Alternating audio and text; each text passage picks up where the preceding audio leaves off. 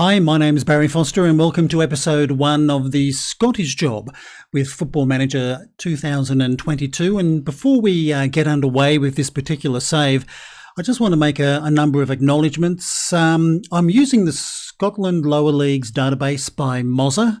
I'm also using Fez's Enhanced Turfs, Mini Stadium Super Pack by Stam, Realistic Weather by Nick33, and we're using the Renzi Darkskin by Keys 1. They've all been downloaded from the FM Scout website.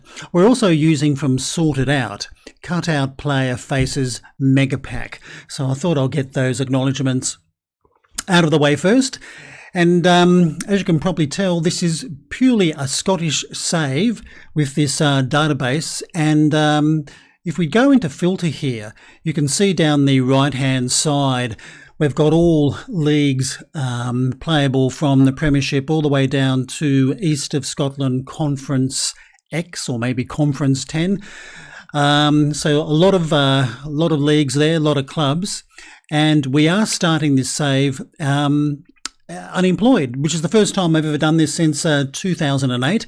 So this is going to be a bit of an experience, not appointing myself to a particular club.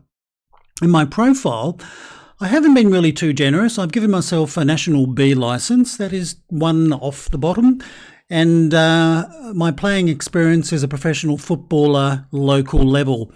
And of course, English is my only language, which actually is true. But anyway, what we're going to be doing in this save is trying to get a job somewhere in Scotland. And we've got 8 tiers to play with. With those clubs that you could see there, available jobs. Now, we've got 3 there that are actually amateur, and they are Edinburgh College, Lochmaben and Hall Russell United. They are 3 amateur sides. And look, I don't think I'll be applying for those. All the others are actually semi-professional clubs, so they attract me far more than amateur. So I think those 3 teams won't be getting any application from me at all. Before we start applying, just a couple of rules with the save. I don't go looking for staff or players. I don't use any of those searches. I only look at staff who have applied for a position.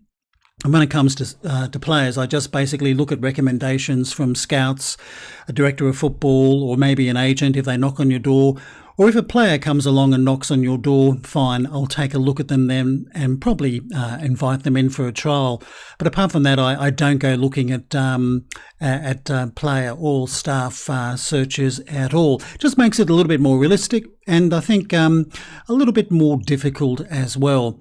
But as you can see, we've got about a dozen clubs currently looking for a manager, spread over quite a number of leagues. So I think what I'll be doing, I'll be applying for most of those, with the exception of those 3 that I did name. So let's see how I go with that. And as you can see, Barry Foster has had a bit of success with Glenroths today, confirming the appointment of Barry Foster as the club's new manager. Foster rejected the offers from Kilsyth, Bo'ness and Dundee St James, and at the end of the day, it was quite an easy decision to make because I think Glenroths did come up with the best offer out of all 4 clubs. So let's go and take a closer look at the Glens. And decent logo, half-star reputation. The media thinks we're going to come 7th.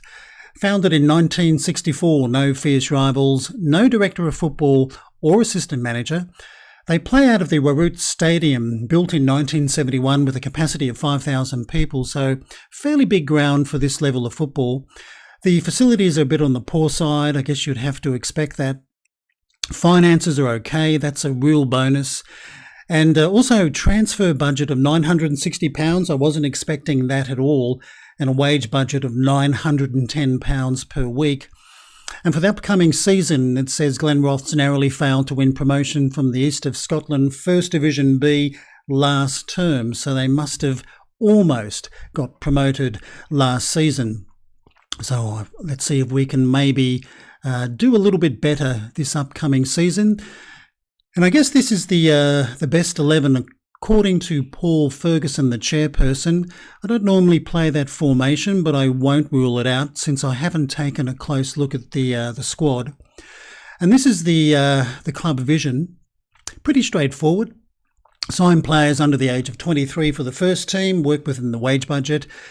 And for the current season, East of Scotland First Division B, just a mid-table finish for the South Challenge Cup, reached the second round. And then for 3 other cup competitions, the East of Scotland Qualifying Cup, the Alex Jack Cup and the King Cup, they have no interest in those competitions at all.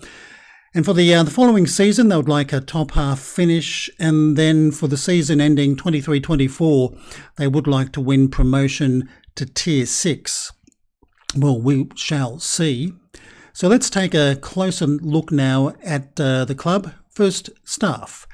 And as you can see, I have none. None at all. But I do have room for a couple of coaches and a head of youth development, a director of football, a chief scout, and a couple of scouts and a couple of physios. So we'll have to start advertising for those positions very, very quickly. And with the squad, this is the first team squad. As you can see, not all that big at the moment, but we'll go through the players that are not greyed out. We've got Craig Richardson, a goalkeeper, 20 years of age, and I think his goalkeeping attributes there are not disastrous. 1-1s are a little bit on the poor side at 5, but at the moment I think he might be our number one keeper. Ian Arnott, another keeper, only 16. I guess he's only 16, so we can't really criticise him too much, but I think he'll be probably playing second fiddle to Craig Richardson. We've got a Cammy Lumsden, a defender on the right, only 21, but he can tackle, fairly good tackling at 9, fairly good leadership, and the decisions at 11 is quite good too, and physically not too bad.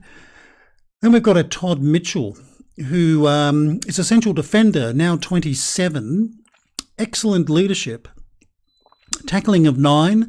I would have liked something better for heading and marking, but look, we'll certainly see how he performs in pre-season. Then we have a Luke Moffat, quite a versatile 23-year-old across the back line. What worries me here is a tackling of 4. That does concern me. If you're going to be a defender, I'd like to think you've got a slightly higher figure than just 4. But anyway, we'll see how he performs. Charlie Denton, another versatile player. He can play left fullback, left winger, also in midfield. Flair of 11 is quite interesting. Very good penalty taking and extremely determined as well. I think at the moment I'll probably play him in the centre of the park. Dylan Honeyman, another midfielder. Mentally some good attributes for a 27-year-old. Quite like the leadership of 14. Good decision making at 13. Can also play defensive midfielder. Ryan McInnes, another midfielder. Could play even wing-back on the left or left winger. Once again, quite determined with good decisions. So we certainly do seem to have plenty of midfielders. Kyle Bell, another midfielder, 21. Mentally got some interesting attributes there. Good passing and physically not too bad either. Could play just behind the strikers if need be. So here's another midfielder, Fionn McLeod-Kay. What a surprise, another midfielder, but he could play right winger or attacking right midfielder. Good leadership. Passing's not too bad, fairly pacey. So okay, but he's only 22, so we'll have to work out where he'll be best. And Paul McManus, 38 years of age, a striker. Very determined, very good work rate.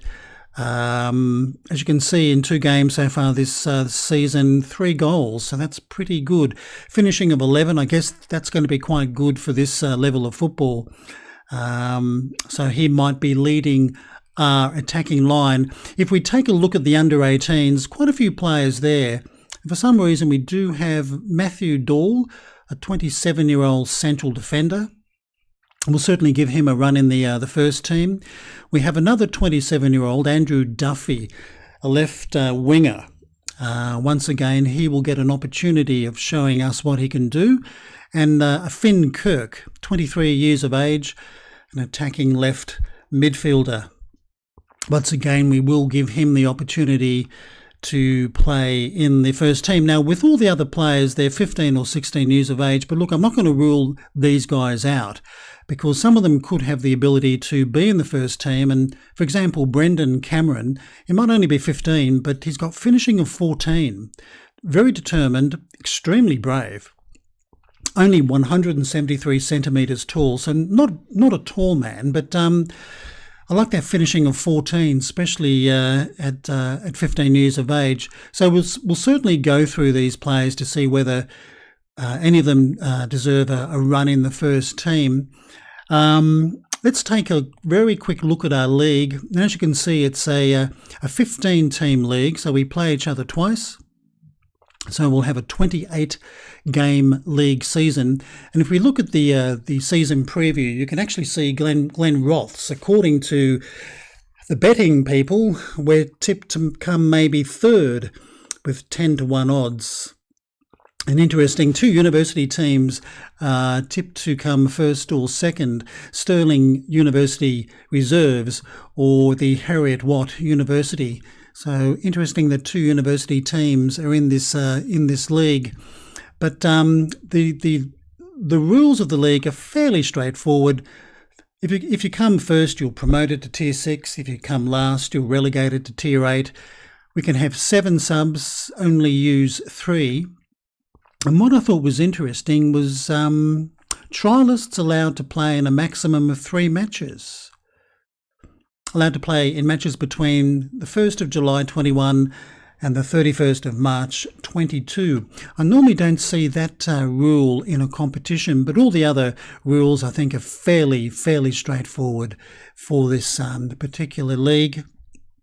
And the schedule, let's take a look at the schedule. They've already played 2 games against Haddington Athletic, which ended up being a 3-0 victory, and Harmony Row, a 2-1 victory. In around about 6 days' time, we play Thornton away in another friendly, and then a home friendly against Lockie United before taking on Bathgate Thistle in the first round of the Alex Jack Cup. But that's a little bit down the track in this month. And as you can see, I'll go to the Glenroths homepage. That's a photo of the stadium at the Raroot Stadium. A fairly solid looking structure, probably a lot of concrete in there, built in 1971. So quite an imposing looking grandstand, probably the only one I'd say at this stadium at Glenroths. So in a nutshell, that is the club we're going to be managing in the Scottish job. I think I've done pretty well and probably quite lucky to get this particular opportunity. As you can see, when it comes to finances, we do actually have some money in the kitty, just over £16,000, which is pretty good. And as I said before, a transfer budget of $960, and we're currently spending, I think, about £120. £160 below our budget, so we do have the ability to make some signings, but I'll have to get cracking on that because our season is kicking off in I think just under 3 weeks' time, so I haven't got much time to get some staff in, get some more players in, and work out a formation for the team. But this video, this series is going to be coming out twice a week. I think we'll be doing videos on a Saturday and a Wednesday. So that's probably going to be the schedule.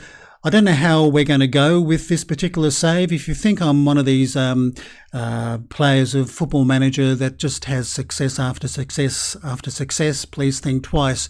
I don't find the game all that easy to play. Sometimes I can do quite well in it, and sometimes it's quite a nightmare. So who knows? I might do well here. You might see me get sacked, but anyway, that's part of football. But anyway, that's the first episode for the Scottish Job with Barry Foster, and I'm glad that we've landed a job before the season does kick off with the Glenroths team in Tier 7 up in Scotland. Until I see you next time, I hope you've enjoyed the video. If you have, give us a thumbs up. That'll be really great. Until next time, I'm Barry Foster. It's goodbye from me.